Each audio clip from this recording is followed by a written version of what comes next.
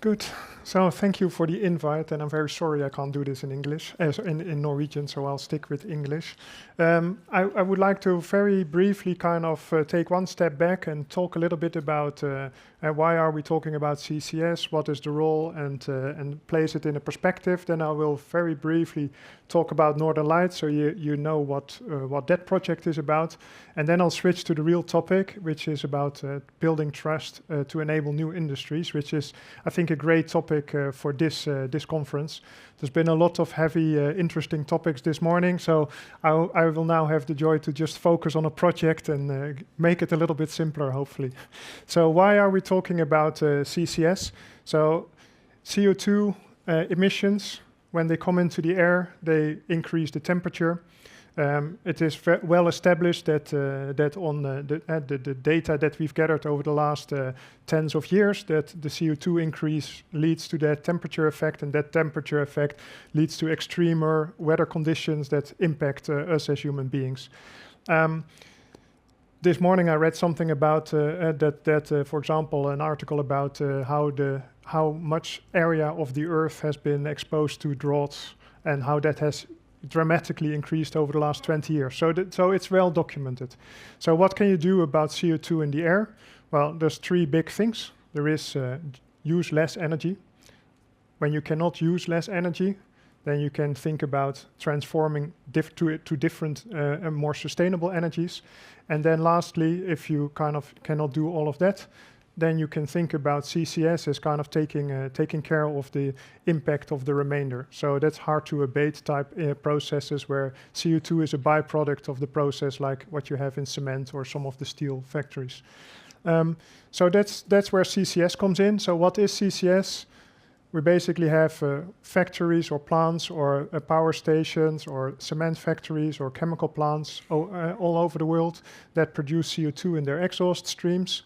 You can capture that. There's multiple technologies for that. Then you can collect that CO2, liquefy it. You can put it in a pipeline, export it. You can put it in a ship, export it. And then we bring it to a receiving terminal. Why is there a receiving terminal? Because we're trying to have constant flows in the air to inject CO2 in the underground. So we collect CO2 to kind of have a stable flow through that last bit of the system. So we are then kind of putting from that terminal, we're storing the CO2 in the underground. In Northern Lights, we are injecting it into an aquifer, so a stone body which contains salt water, and we pump in the CO2 into that. There's also other places where we try to use depleted oil and gas reservoirs. So that's CO2 capturing. So then, where are we with Northern Lights? So Northern Lights is indeed one of the first in the world that does just CCS for capturing CCS and then storing it into the underground and taking it out of the air.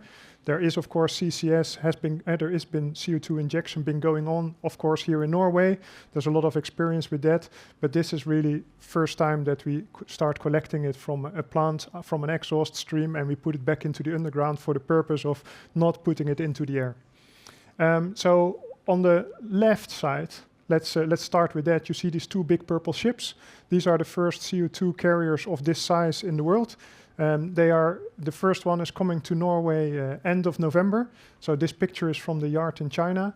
We have, as a project, we have 5 of those ships four under construction. First 2 ready, the 5th one will be soon as well. And then on the right side, you have Øygarden that was just mentioned. So that's the facility where the ships basically will take the CO2 that we collect from our customers. We bring it alongside the dock. We have it in our temporary storage tanks, and then we pump it through a pipeline into the wells and into this aquifer in Norway. So our objective is to offer this flexible CO2 transportation and storage service to companies in Europe. And we hope that with that we create a real progress towards tackling the climate change. I've spoken before on other occasions, this is of course enabled by the Norwegian state, and we're very thankful that Norway has been putting in the trust in our industry to make this first step to demonstrate that this full chain is working. So we are hooked up with Heidelberg in Breivik near Oslo, where they have built their capturing site that will come operational next year. We have already 2 other customers, one in Denmark, one in the Netherlands, Yara in the Netherlands, Ørsted in Denmark. And then that's our deliver and show the feasibility of phase 1. And then today we're maturing phase 2, which is kind of the commercial expansion of this.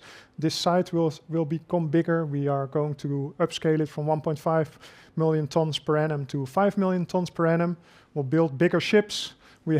We are working very hard on more customers, and that's what I really want to get to. So how do you build trust in this new industry?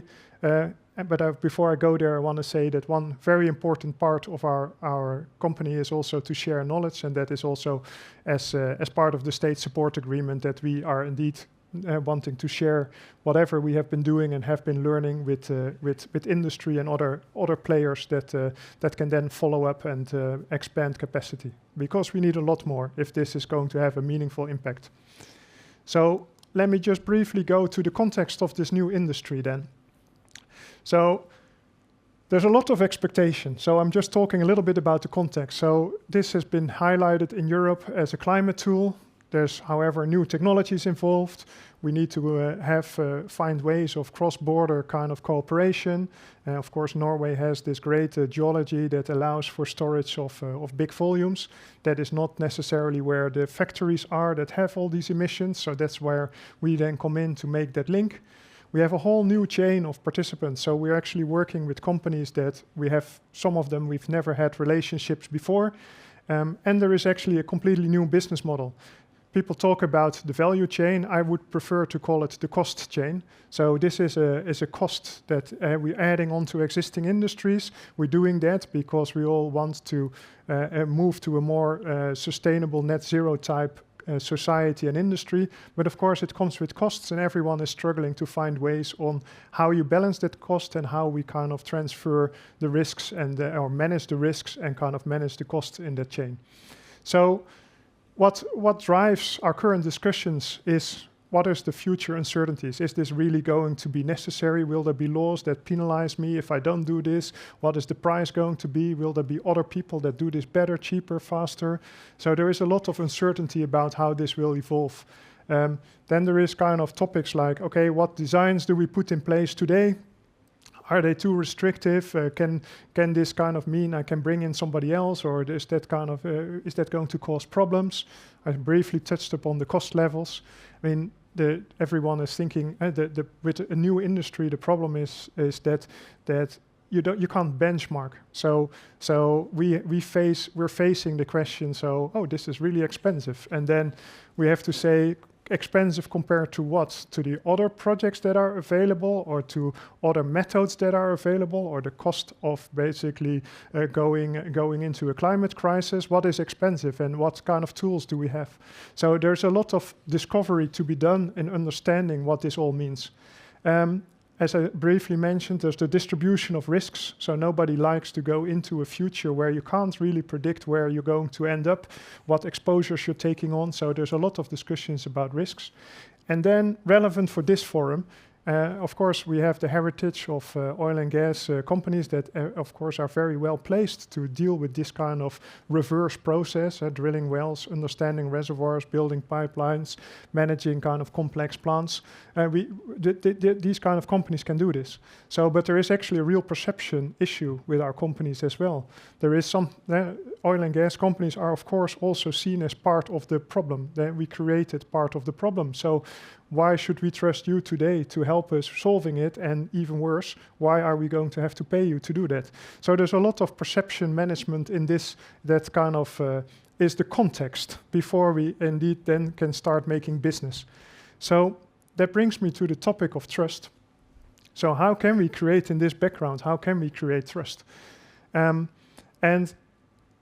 I mean, it's obvious it was the theme of today, but I also really believe that's why I really like the invite with the theme. It's really the theme of where we are today is kind of how do we build trust? So we've had our first phase that is almost ready and will be operational next year with Heidelberg coming in. There's a lot of trust to be kind of that has been already granted to us. So the state has supported Northern Lights, has supported Heidelberg to kind of go into this business and kind of build it. So we have been given great trust, and of course we need to deliver on that trust. There's been trust between the companies. We don't really know what we're getting into, but we need to find ways to work together. So there is that going on.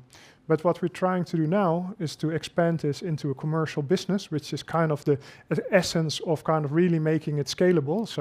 So to make a business scalable, you need to assume a certain commercial model, and it will be a completely different model than the oil and gas commerciality. It will just be commercial. It will not be in the same ballpark as oil and gas. But you need to build the trust to be able to start there.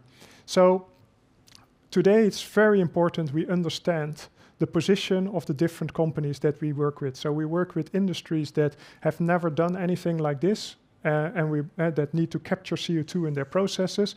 And we need to understand what is important for them. What timelines are important? What technical requirements do they have? What are their real concerns? Is it risk? Is it cost? Is it location? Is it time? Is it volume? Is it seasonality? You need to really understand their business case and their kind of problem and their kind of case to make. Then, of course, we use our core capabilities to help our customers, to help understand what we can do, how we can manage the risk. And we really need to, I'll jump to the fourth point, we really need to go focus on the customer. So since I joined the organization, we have really been trying to kind of create flexibility where possible. So we try to mitigate future uncertainties by trying to be reasonable about, well, if the world changes and if this turns out to be better, we will of course work with you to make it better. So we're trying to convince our potential customers that we are really thinking about how it will work best for them and how we can kind of demonstrate that is what we're doing.